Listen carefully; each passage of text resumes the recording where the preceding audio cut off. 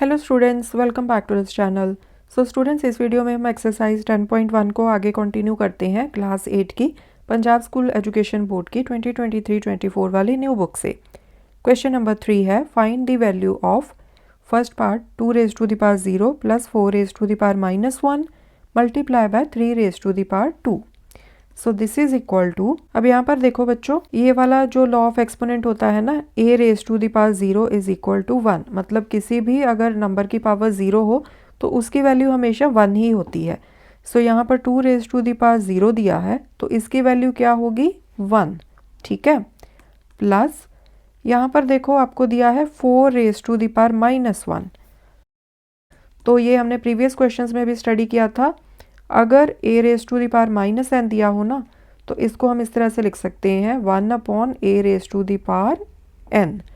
ठीक है, सो हम क्या करेंगे, नेगेटिव एक्सपोनेंट को पॉजिटिव बनाने के लिए इसको नीचे डिनोमिनेटर में ले जाएंगे। So 1/4 raise to the power 1, okay, multiply by 3 raise to the power 2।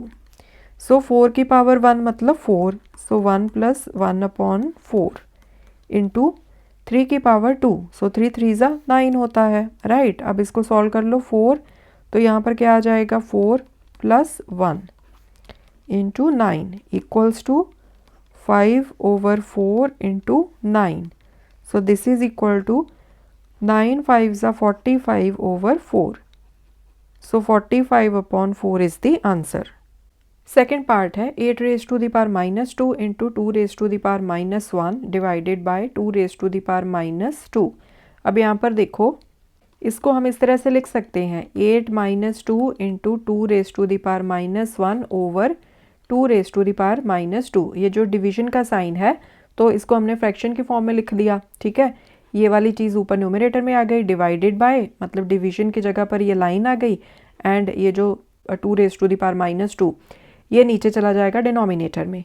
So this is equal to 8 raise to the power -2। अब यहाँ पर देखो, यहाँ पर भी बेस 2 है, यहाँ पर भी बेस 2 है, मतलब बेस सेम है। इसको हम अलग करके लिख लेते हैं ताकि आपको अच्छे से क्लियर हो जाए। अब देखो, a raise to the power m over a raise to the power n, ये वाला केस बन गया, राइट। तो बेस लिख के हम इनके एक्सपोनेंट्स को इस तरह से सब्ट्रैक्ट कर सकते हैं। So 8 raise to the power -2 multiply by base को लिख लो एज इट इज़ 2, न्यूमरेटर वाला एक्सपोनेंट लिखो -1, फिर माइनस आएगा एंड ब्रैकेट में ये जो नीचे वाला एक्सपोनेंट था -2। सो यहाँ पर आपने मिस्टेक नहीं करनी है, -2 यहाँ पर पूरे का पूरा एक्सपोनेंट है जो आपने ऊपर लेके जाना है, एंड इसके आगे लगेगा माइनस का साइन। ठीक है, -1 है यहाँ पर m, फिर माइनस का साइन आएगा, -2 है यहाँ पर n, ठीक है, जो कि ब्रैकेट में दिया हुआ है, okay. So 8 raise to the power -2 multiply by 2 raise to the power -1, minus minus ये प्लस हो गया, so +2। So 8 raise to the power -2 into, अब 2 की पावर कितनी आएगी, 2 - 1 1, okay. So 8 raise to the power -2 into 2। Now this is equal to, अब बच्चों यहाँ पर देखो 8 की जो एक्सपोनेंट है, 8 की पावर जो है वो माइनस की है, तो इसको नीचे ले जाओ 1/8 raise to the power 2 into 2।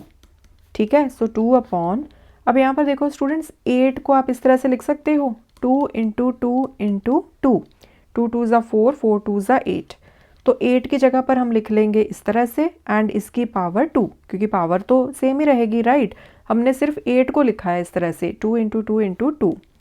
सो 2/, यहाँ पर 2 की पावर कितनी आ जाएगी, 2 की पावर आ जाएगी 3, क्योंकि 2 को हम 2 के साथ 3 बार मल्टीप्लाई कर रहे हैं। सो 2 रेज टू द पावर 3, इस पूरे की पावर 2, ये जो बाहर वाली पावर थी, okay. So this is equal to 2/2 raise to the power, अब ये वाले जो एक्सपोनेंट्स है ये आपस में मल्टीप्लाई हो जाते हैं, 3 2 ज़ा 6। Using this law, a raise to the power m, इस पूरे की power n, so this is equal to a raise to the power m into n। So this is equal to, अब यहाँ पर देखो बेस ऊपर नीचे सेम है 2, तो जो एक्सपोनेंट्स है वो सब्ट्रैक्ट हो जाएंगे, राइट। यही वाला लगेगा फिर से लॉ। सो बेस ऊपर वाला एक्सपोनेंट विच इज़ 1, एक्सपोनेंट कुछ नहीं दिया, इसका मतलब क्या होता है, एक्सपोनेंट है 1, पावर है 1, माइनस ये जो नीचे वाली पावर दी है which is 6, so 2 raise to the power -5 हो गया। ओके, अब ये नेगेटिव की पावर है ना, तो इसको नीचे ले जाओ 1/2 रेज टू द पावर 5। ठीक है, so this is equal to 1/2 की पावर 5, मतलब 2 को 2 के साथ 5 बार मल्टीप्लाई करना है। सो आंसर क्या आ जाएगा, 2 2 ज़ा 4, 4 2 ज़ा 8, 8 2 ज़ा 16, 16 2 ज़ा 32। So 1/32 is the answer. Third है 1/3 raise to the power -2 plus 1/4 raise to the power -2 plus 1/5 raise to the power -2। अब ये सारे नेगेटिव एक्सपोनेंट्स हैं, राइट। तो मैंने आपको प्रीवियस क्वेश्चन में भी समझाया था कि जब इस तरह से फ्रैक्शन में कोई नंबर दिया हो एंड उसकी पावर नेगेटिव हो तो हम क्या करते हैं, डिनोमिनेटर को न्यूमरेटर में शिफ्ट कर देते हैं, न्यूमरेटर को शिफ्ट कर देते हैं डिनोमिनेटर में। सो 1/3 का उल्टा क्या हो जाएगा, 3/1, एंड इसकी जो पावर है वो हो जाएगी प्लस की। ओके, एंड ऐसा क्यों होता है वो भी मैंने आपको एक्सप्लेन किया था, आई थिंक क्वेश्चन नंबर 2 था, तो आप प्रीवियस वीडियो में जाके वो वाला क्वेश्चन देख सकते हो। 1/4 इसका उल्टा कर दो 4/1, एक्सपोनेंट हो जाएगा प्लस का, -2 की जगह पर +2 हो गया। यहाँ पर 5/1 प्लस का एक्सपोनेंट 2। ओके, अब इसको सिंप्लीफाई कर दो। सो देखो नीचे तो 1 ही है, तो उसको तो कंसीडर करने की ज़रूरत नहीं है, 1 की पावर कुछ भी हो आंसर 1 ही आएगा। ठीक है, ऊपर 3 3 ज़ा 9, 4 4 ज़ा 16, 5 5 ज़ा 25। अब इनको ऐड कर लो। सो 9 + 1 10, 10 + 10 20, + 5 25, 25 + 25 50। सो 50 इज़ द आंसर। आप अलग से यहाँ पर ऐड करके भी देख सकते हो। फोर्थ है 2 raise to the power -1 plus 3 raise to the power -1 plus 4 raise to the power -1, and इसकी पावर दी हुई है 0।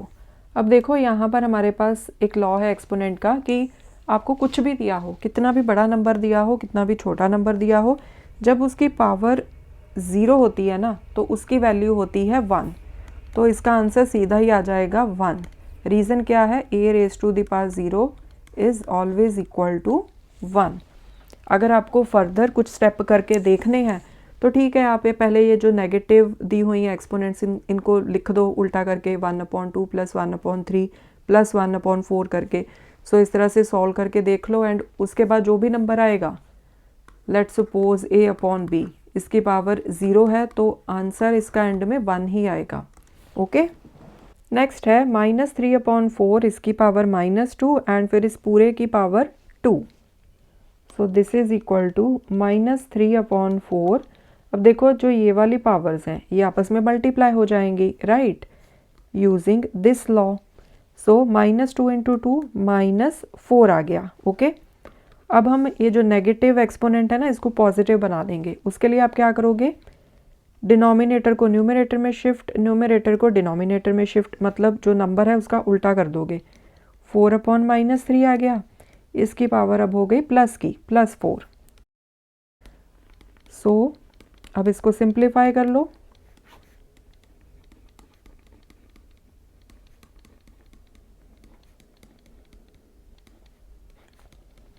सो 4 4 ज़ा 16, 16 4 ज़ा 64, 64 × 4 256। आप अलग से यहाँ पर मल्टीप्लाई करके चेक कर सकते हो, दिस विल बी 256।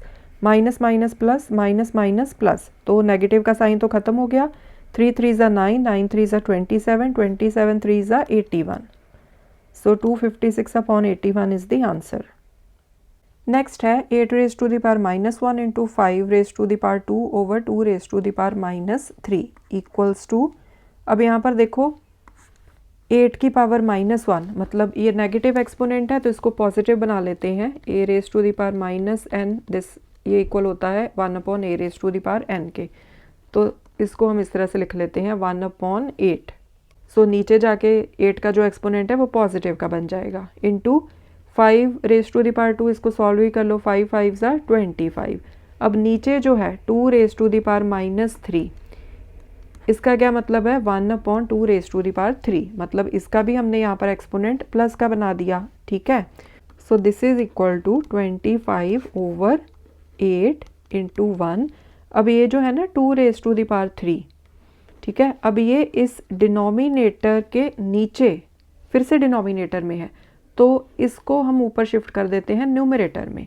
ओके, तो ये ऊपर चला जाएगा 2 रेज़ टू द पावर 3 इस तरह से। Okay, so 25 into 2 raise to the power 3 over 8 को भी देखो आप इस तरह से लिख सकते हो 2 2 ज़ा 4 2 ज़ा 8।